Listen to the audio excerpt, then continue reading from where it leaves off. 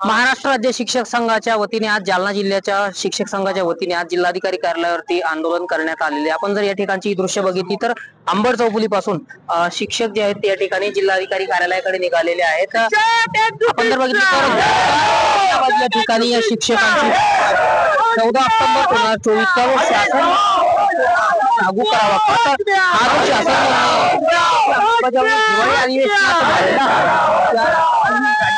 आता सुरू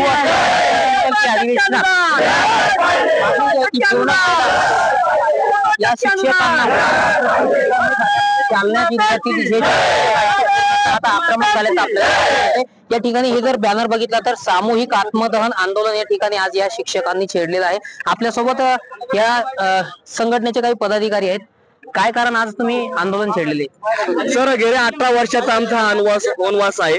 या महाराष्ट्रामध्ये 150 पेक्षा आम्ही आंदोलन करून झाले। एवढे आंदोलन करून सुद्धा या सरकारला जर आमची कळवळ वाटत नसेल, यांना जर आमची चिंता वाटत नसेल तर आंदोलन करावं तरी किती। आता बीड मध्ये आमच्या एका वस्तीशाळावरतील बांधवांना आत्महत्या करून अतिशय भावनिक अशी पोस्ट महाराष्ट्रामध्ये व्हायरल केली।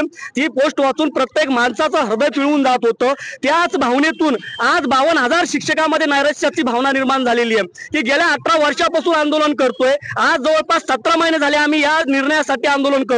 10 ऑक्टोबरला मंत्रिमंडळ निर्णय झाला, त्यानंतर 14 ऑक्टोबरला त्या मंत्रिमंडळाच्या आदेशानुसार 14 ऑक्टोबरला शासन आदेश काढला। शासन आदेश काढल्यानंतर आमच्या सगळ्या शिक्षक बांधवांना वाटलं होतं की आता आपलं स्वप्न पूर्ण होणार। आमच्या सगळ्या लेकरबाळांसाठी आम्ही जे स्वप्न बघितलं होतं आमच्या कुटुंबासाठी बघण्यासाठी, ते स्वप्न कुठेतरी पूर्ण होताना आम्ही बघत होतो। पण या स्वप्नावर विरजण टाकण्याचं काम या अर्थमंत्र्यांनी केलं। आम्ही या गोष्टीचा जाहीर निषेध करतोय, कारण वारंवार फक्त आमच्याच वाटेल हा वनवास का असा, हा महाराष्ट्रातील हा एकमेव वंचित घटक आहे। मागणी काय, प्रमुख मागणी काय?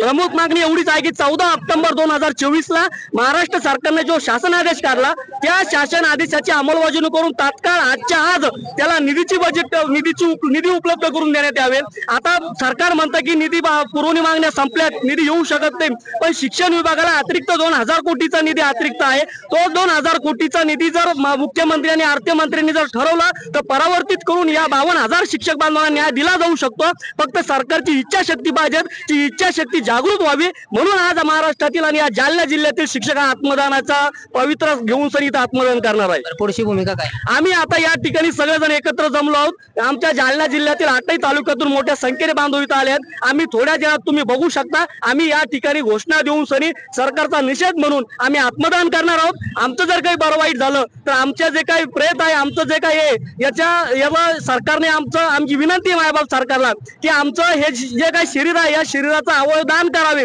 आमच्या शरीरातले जे काही चांगले अवयव असेल हे आम्ही दान करायची विनंती करतो, कारण जिवंतपणे आम्ही काही देऊ शकलो नाही, पण मेल्यानंतर तरी आमचे अवयव आपण दान करावं आणि आमच्या कुटुंबाची जी काही जबाबदारी ही सरकारने उचलावी। शिक्षक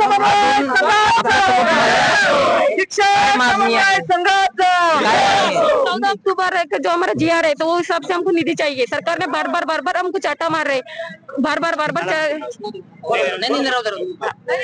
हाँ बार बार जो सरकार है हमको बार बार चाटा मार रहे, इसमें देंगे उसमें देंगे। हमारे टीचर जो लोग पीढ़ी कराते ये क्या करते, बच्चों को पढ़ाते, भविष्य बनाते, तो तुम टीचरों की अहमियत इतनी जानते, इसमें मर रहे भी तो तुम्हारे पास अहमियत नहीं है टीचरों की। टीचर क्या है, ये टीचर भूखे पेट रहकर भी बच्चों को पढ़ाते हैं। इतने धूप में रोजे हमको महीने के उपास है और फिर भी हम यहाँ से वहां तक आ रहे, तो ये तुमको कदर नहीं है टीचरों की। तुमने लाड़के बहना की वजह से टीचरों का निधि नहीं दे रहे, तो हमारा यह है कि हमको सरकार ने निधि देना चाहिए। अब 2 दिन रहे, हमारा निर्णय सरकार ने लेना चाहिए, हमारा निधि देना चाहिए सरकार। पुढची भूमिका काय तुमची आता? हम आत्मदान करेंगे, आत्मदान हम हमारे सब वहाँ पर आत्मदान करने वाले, लेडीज भी करने वाले, जेंट्स भी आत्मदान करने वाले हैं।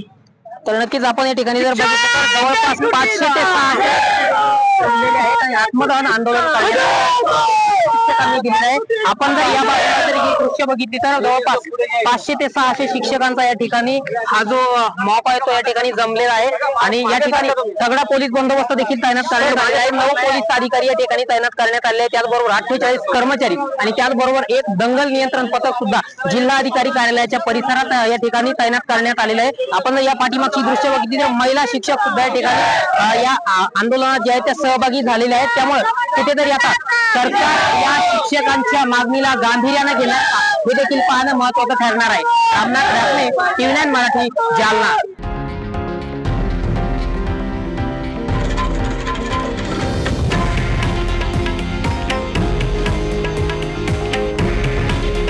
हे आहे देशातील नंबर 1 न्यूज नेटवर्क आणि आपण पाहत आहात TV9 मराठी. काळजी तुमची, हित महाराष्ट्राचं.